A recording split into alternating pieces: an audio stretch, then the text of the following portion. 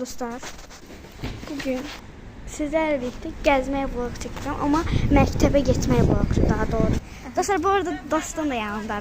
Bu arada dostlar, yanımdaki 9 illik dostum da Ahmet'di. Dostlar, içeriden yani evden başlayabilmedim.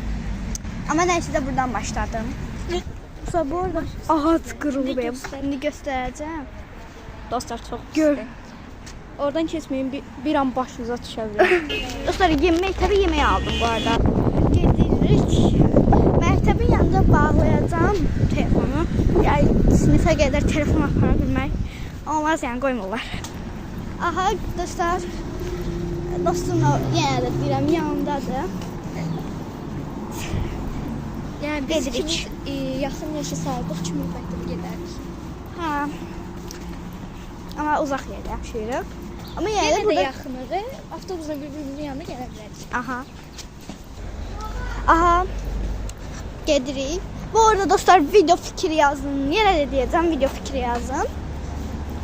Yəni bunun reytingi, yəni baxışı çox isə məktəb vlogu. Hər gün çəkə bilər partiyə. Aha. İndi tam dəqiq demirəm. Bəlkə də səsimiz gəlmir. Maşın üzündən. İzləyicilərin işlə. Bu arada akşam 700 aboneye özel kutlama gələcək. Amma yenə də mahnıyım.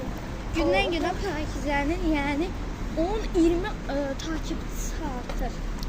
Ayım yox, 100. Mən baxıram 649, səhərsi günün 669.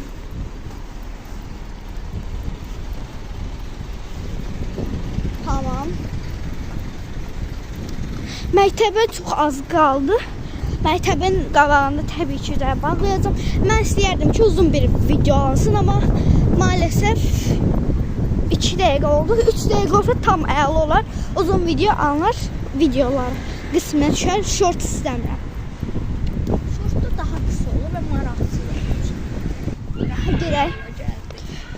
Gedək dostlar. Jambaf şimdi mühərt çatdıq, amma yenə də çəkəcəm.